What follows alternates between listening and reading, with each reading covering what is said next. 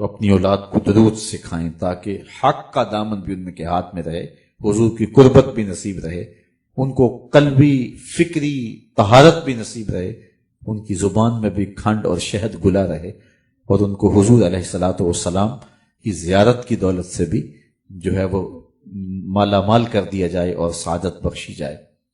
دوسرا کام علامہ اقبال کہتے ہیں جو ہمارے کرنے کا یہ ہے، وہ یہ ہے کہ اپنی اولاد کو حضور کی سیرت پڑھائیں تاکہ صاحب سیرت سے ان کا پیار پیدا ہو۔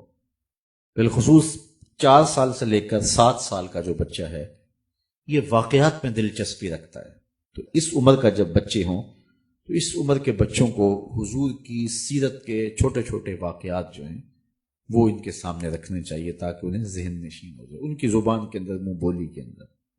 ویسے بھی جو باتیں بچپن میں بچوں کو بتائی جاتی ہیں ساری زندگی ساتھ رہتی ہیں، وہ ان الفاظ کے ساتھ ان کو یاد رہے نہ رہیں لیکن ان کے تحت شعور میں باقی رہتی ہیں۔ یہ ہمارے جو مسلمانوں میں یہ مروج ہے، یہ سنت ہے کہ جب بچہ پیدا ہو تو اس کے کان میں اذان دی جائے۔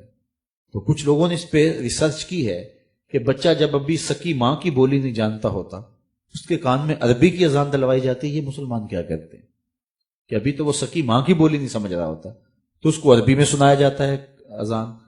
تو اس کا نتیجہ انہوں نے یہ نکالا کہ بچپن میں بچہ جو آوازیں سنتا ہے ساری زندگی ان سے مانوس رہتا ہے۔ مسلمانوں نے ایک سوچا کہ بچہ جب پیدا ہو سب سے پہلے اللہ کی بڑائی کی آواز ان کے کان میں پڑے۔ تو بچپن کے اندر جو باتیں سنتا ہے، جو چیزیں دیکھتا ہے، تو بچے کے اندر وہ چیزیں داخل ہوتی ہیں۔ ہم بچوں کی تربیت اس وقت شروع کرتے ہیں جب وہ تربیت کے دائرے سے نکل چکے ہوتے ہیں۔ جب بچے چھوٹے ہوتے ہیں اس وقت انہیں ماں باپ کی ضرورت ہوتی ہے اور ماں باپ کو قبول کرتے ہیں۔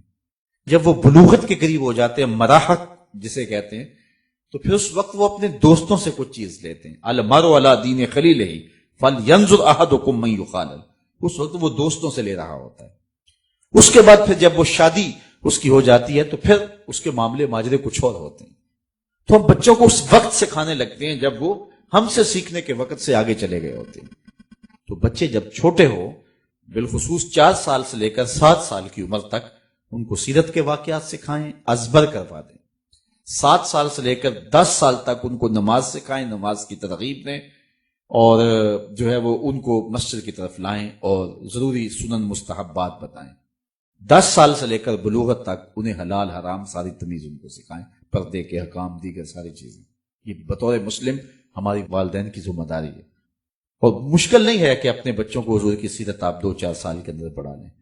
روزانہ شام کو نہیں ہے تو پیر کے دن یا جمعے کے دن 2 دن ہفتے میں رکھ لیں، کھانے کے وقت بچوں کو 5-4 منٹ کے اندر حضور کی سیرت کا کوئی واقعہ آپ بتا سکتے ہیں۔ اور یہ جب بالغ ہونے سے قبل حضور کی ساری سیرت آپ سے سیکھ جائیں گے تو پھر جب وہ بالغ ہو کے عملی زندگی میں قدم رکھیں گے، حضور کی سیرت کا لہلہاتا ہوا چمن ان کی آنکھوں کے سامنے ہوگا، اور جدھر بھی نظر اٹھائیں گے حضور علیہ السلام کی یادیں انہیں نظر آئیں گی، اور ان کی زندگی مرتب بھی ہوگی، منظم بھی ہوگی، خوبصورت بھی ہوگی، پاکیزہ بھی ہوگی۔ تو یہ وقت کبھی ضائع نہیں کرنا چاہیے، اور اگر یہ وقت ہم ضائع کر دیتے ہیں، حالات اتنے تیز ہیں اور وہ ذرائع جن سے آگے نسل سیکھ رہی ہے، جب ان ذرائع پہ وہ آ گئی تو اس ذرائع کے پیچھے یہودی دماغ بیٹھا ہوا ہے۔ تو پھر اس وقت آپ اپنے، چونکہ کوڑے کاغذ پہ آپ لکھ لیں گے تو جو چاہیں گے لکھ لیں گے، جب کسی کاغذ کے اوپر کچھ لکھا جا چکا ہو تو اس وقت لکھیں گے تو وہ رزلٹ نہیں ملتا ہے۔ ہم اس وقت لکھنا شروع کرتے ہیں جب وہ کاغذ کوڑا نہیں رہتا۔ تو بچے کو بچپن کے اندر سنبھالنا یہ والدین کی ذمہ داری ہے۔ تیسرا کام، علامہ اقبال کہتے ہیں کہ انسان فطرتاً حسن پسند ہے، اس کی طبع میں ہے، اس کی فطرت میں ہے کہ وہ حسن کی طرف مائل ہوتا ہے۔ کوئی زیادہ ہوتا ہے، کوئی تھوڑا ہوتا ہے، لیکن یہ فطرت ہے انسان کی، وہ حسن پسند ہے۔ حسن کہیں بھی ہو اس کا رجحان قلب ادھر ہو جاتا ہے، دل ادھر لڑک جاتا ہے۔ وہ جس روپ میں جہاں بھی ہوگا حسن، دل ادھر لڑک جائے گا۔ اقبال کہتا ہے جب یہ طے شدہ ہے کہ انسان حسن کی طرف مائل ہوتا ہے تو آؤ نہ پھر اسے ادھر لے جائیں جہاں حسن بھی پانی بھرتا ہے اور عشق بھی غلامی کرتا ہے، اسے شہنشاہ حسینہ کی چوکھٹ پہ لے جائیں تاکہ اس کا دل حضور کے ساتھ وابستہ ہو جائے۔ کیونکہ حسن تو وہ ہیں جو تجلی ہے حسن مطلق کی نا، باقی حسن تو ادھورے ہیں، میرے رسول کا حسن پورا ہے۔ باقی حسن بے وفا ہیں، میرے رسول کا حسن با وفا ہے۔ یہ گاڑیوں کے پیچھے لکھا ہوتا ہے صنم بے وفا، تو یہ اس ادھورے حسن کی کہانی ہے، یہ اس ادھورے حسن کی بے وفائی کا احتجاج ہے کہ بے وفائی ہوگی، روتے پھرتے ہیں، اپنے نفسیات کو یوں لکھ لیا کہ میرے محبوب نے مجھ سے بے وفائی کر دی، اور گاڑیوں کے پیچھے لکھ کے گھوم رہے ہیں صنم بے وفا۔ میں کہتا ہوں صاحب تو نے پیار اس سے کیا جس نے بے وفائی کی، آ تجھے وہ چوکھٹ بتاؤں جو ہاتھ پکڑتا ہے تو حشر کے دن بھی نہیں چھوڑتا، اس سے محبت کا دم بھر، وہ حسن جو اللہ کو بھی بھا گیا، ایسے پیارے سے محبت کیجیے۔